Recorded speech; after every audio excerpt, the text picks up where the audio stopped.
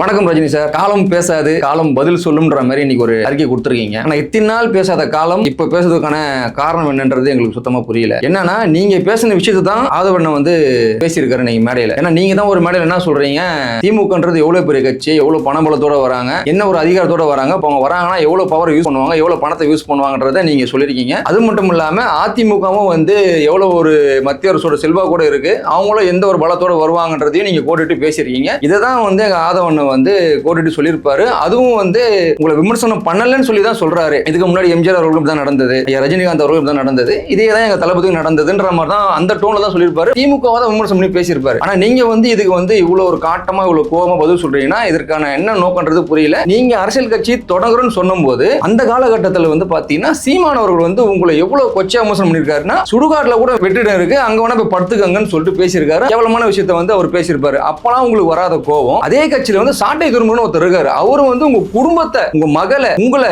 அவ்வளவு கேவலமா பேசியிருக்காரு, அவ்வளவு அநாகரிகமா பேசியிருக்காரு, அவ்வளவு கொச்சையா பேசியிருக்காரு, அருவருப்பான விஷயம் பேசியிருக்காரு, கெட்ட கெட்ட வார்த்தையை பேசியிருக்காரு, கெட்ட கெட்ட வார்த்தையை ட்விட்டர்ல எழுதியிருக்காரு. இதே சீமான் அவர்களை வீட்டுக்கு கூப்பிட்டு வச்சு நீங்க விருந்து வச்சு புகைப்படம் எடுத்து நீங்க அனுப்புறீங்க. அவ்வளவு விமர்சனம் பண்ணாரு உங்களை. அந்த காலகட்டத்தில் உங்க ரசிகர்களே நீங்க அந்த மாதிரி பண்ண விஷயத்தை விரும்பல. அப்பெல்லாம் உங்களுக்கு காலம் பதில் சொல்லாத ரஜினி சார். இது மட்டும் இல்லாம திமுகவோட மேடையில சிவாஜி கிருஷ்ணமூர்த்தியும் பேசியிருக்காரு. என்ன பேசியிருக்காருன்னா, உங்களை இதே தான் பேசியிருக்காரு.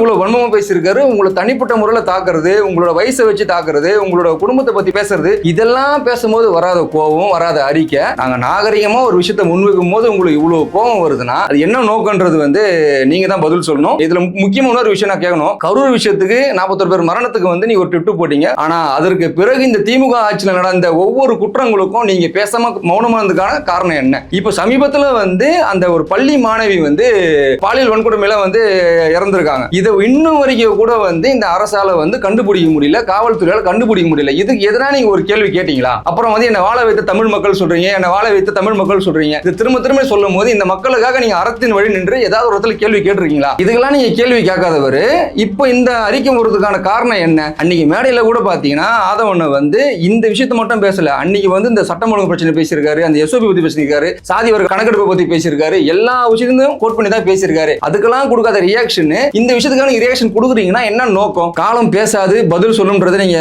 அறிக்கையா கொடுத்துருக்கீங்க. அந்த காலம் உங்களுக்கு பதில் சொல்லுதா, எங்களுக்கு பதில் சொல்லுதான்றதை பொறுத்திருந்து பார்ப்போம். நன்றி ரஜினி சார்.